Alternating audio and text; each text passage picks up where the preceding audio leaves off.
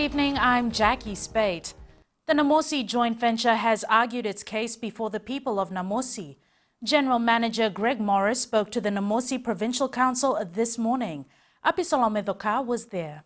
Do not look to replace government services and government functions. Morris told the gathering the mine is a huge investment and needs thorough deliberations. I need to stress that there has been no decision being made to develop a mine at Waisoi. NJV needs to finish the studies and present the environmental impact assessment to the community and to the government for approval.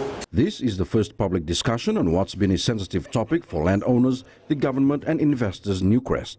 Morris stressed they need to be sure the project is sound so they can operate the mine in line with the government and community standards. The mine would not require any villages to be relocated and would not use the Sabi River Basin for mining or mining-related infrastructure.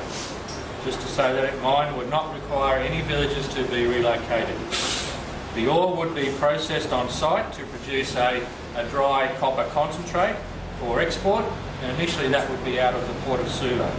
NJV has been conducting explorations, project studies and environment studies to decide if a mine can be developed at Waisoi in an acceptable way.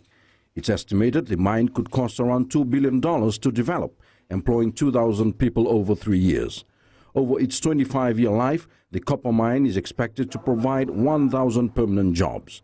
This point highlights the many benefits of establishing the mine. The side effects are likely to be known once the environment impact study is complete. Apisolome Doka, FBC News. Andi Samanunu Dakombao will be laid to rest at the Chiefly Burial Ground in Nakelo on Friday. Meanwhile, Vanua Nakelo spokesperson Apenisa Ratu has refuted false claims that Andi Samanunu would be buried on the Chiefly Island of Mbao.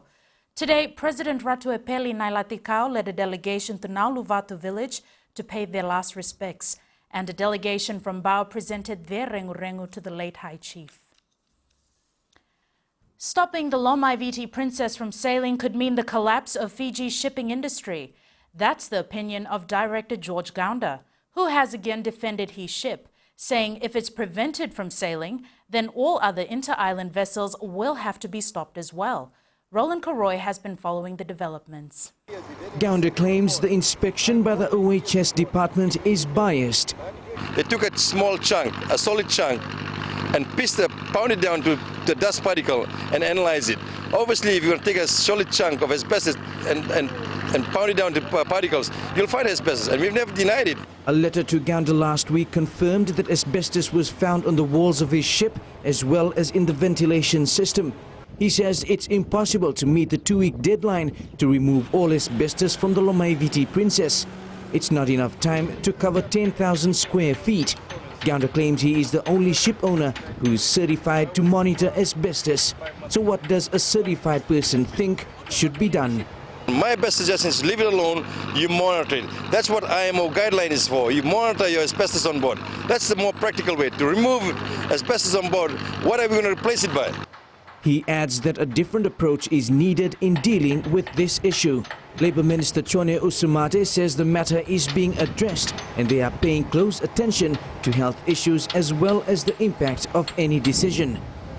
According to Mr. Gaunda, if the Labour Ministry stops the Lomaiviti Princess from sailing, then that would mean a collapse to Fiji's shipping industry, because in turn they'd have to stop every other ship operating in the country as they all have asbestos on board.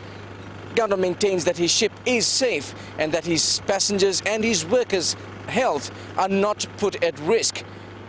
The onus is now on AMSAF and the Labour Ministry to decide what step to take next. Roland Koroy, FBC News. A piece of history is up for sale.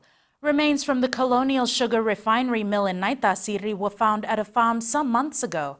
Now the man who made the discovery wants to sell them. These remains, dating as far back as the 1800s, have seen a lot of attention. While authorities are interested in preserving the items, the first ones to show up were scrap metal dealers. If the National Heritage Department or the Fiji Museum aren't able to pay for this piece of historical item, it could end up as scrap metal. time is running out. If they want to keep it as a memory of our ancestors, they can. But pay me for digging out the remains. I'm a poor man and I might sell them somewhere to cover for my cost.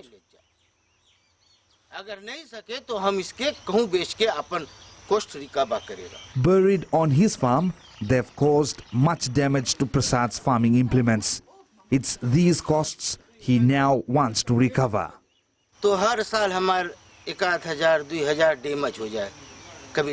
Every year I lose up to $2,000. The tractor tire gets damaged, costing me $800. If two are damaged, that's almost $2,000. So I had to hire a digger and get these things out of my farm.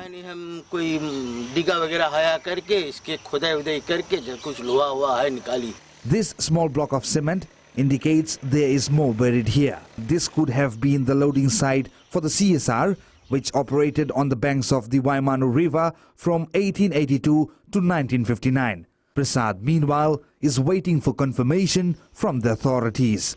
Dev Sachindra, FBC News.